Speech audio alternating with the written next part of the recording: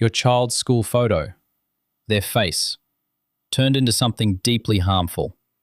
All it takes is one free app and about 30 seconds. And here's what keeps me up at night.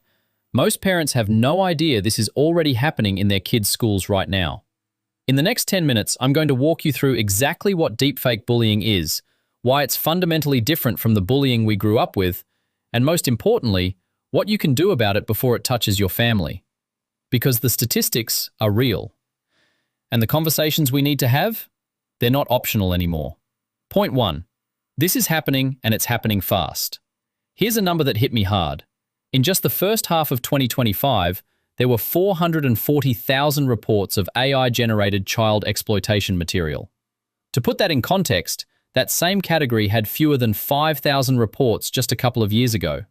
We're not talking about a trend. We're talking about something that's exploded overnight. 1 in 5 schools has been touched by this. 4 out of 5 targets are girls. And there are 100,000 Australians visiting Nudify websites every single month. So when I say this is already in your community, I'm not being alarmist. I'm being accurate. What you can do.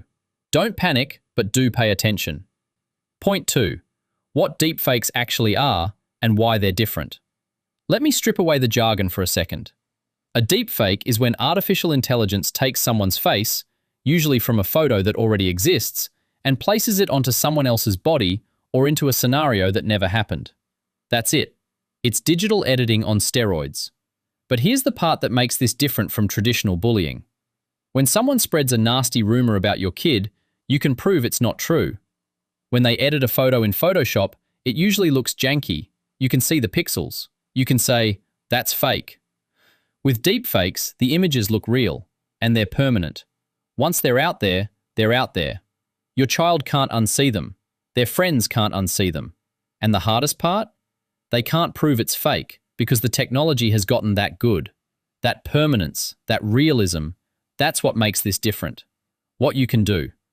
Understand that if your child comes to you with this, they're probably scared in a way they've never been scared before.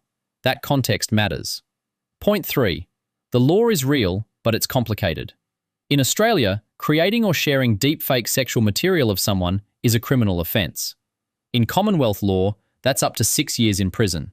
In New South Wales, it's 3 years. So this isn't some grey area. It's taken seriously by the courts. But here's where it gets complicated. If your child is under 16 and they've created one of these images, technically, the Director of Public Prosecutions needs to approve prosecution.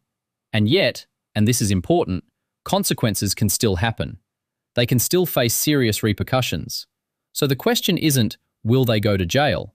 It's, what happens to their life from here? What you can do. Know the law well enough to have this conversation with your child as something serious, not something you're unsure about. Point 4. The Safe Bridge Method. This is the framework that actually works. It's called Safe Bridge, and here's how it breaks down. S is for show. You might introduce this with something funny, an actual harmless deepfake, like a celebrity with a tiny head or something obviously ridiculous. Lower the stakes. Make it not about your child yet. A is for ask. Then you ask an open question. Have you ever seen anything like this at school? Has anyone shown you stuff like this? Don't interrogate, just ask. Then listen. F is for follow. Whatever they say, follow their lead. If they haven't seen it, that's fine. If they have, don't panic out loud.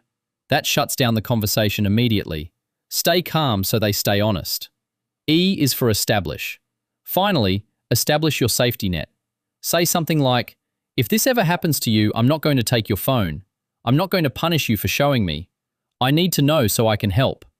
That promise, that amnesty, is everything. Point 5. Age-specific conversations. For 8 to 12-year-olds, keep it simple. Show them a funny deepfake, a cartoon character in the real world, something like that. Call it a digital magic trick. Then ask, have you ever seen anything weird like this at school? If they haven't, move on. If they have, ask them to describe it without judgment. Then say, if anyone ever tries to show you fake pictures of real people, especially pictures that look rude or embarrassing, you don't have to keep that secret. You can come tell me, and you won't be in trouble. For 13 to 16-year-olds, This one works best in a casual setting, a car ride, doing dishes, somewhere you're not making eye contact in a way that feels interrogating. Start with the stat. By the way, 1 in 5 schools now has dealt with AI deepfakes. It's become a real thing. Then offer what I call the total amnesty deal. If you ever see something like this, or if someone asks you to help create something, I want you to know you can come to me. No punishment, no confiscated phone. I just need to know so I can help. What you can do. Pick one age-appropriate conversation and have it this week. Point 6.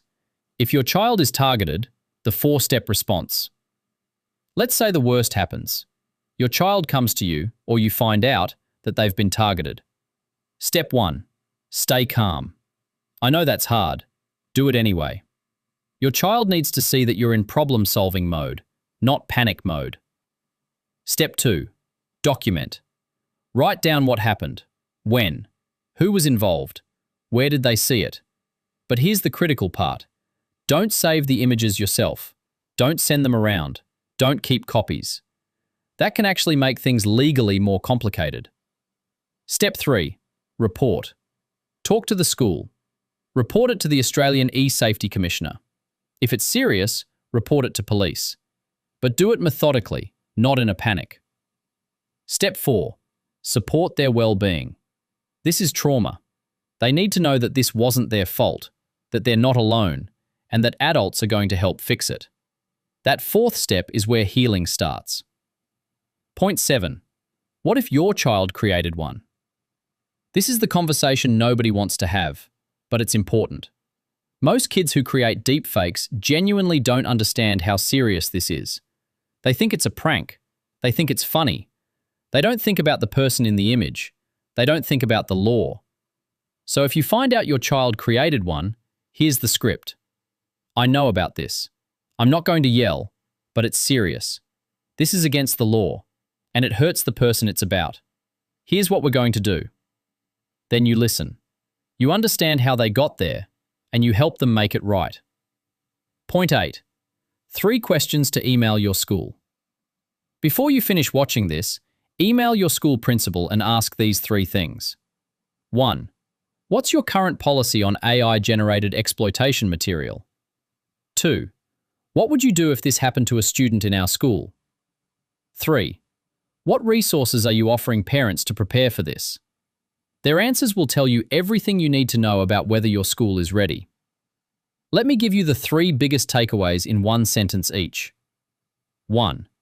Deepfake bullying is real. It's in your schools right now. And it's fundamentally different from traditional bullying because it's permanent and looks real.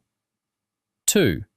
The safe bridge method, show, ask, follow, establish, is how you have this conversation without shutting your child down. 3. If it happens, you stay calm, document it carefully, report it properly, and support your child's well-being through what is genuinely traumatic. Here's what I want you to do tonight. Have the safe bridge conversation with your child. Just one. See where it goes. Then head to the link in the description and download the AI Ready Parent Starter Kit.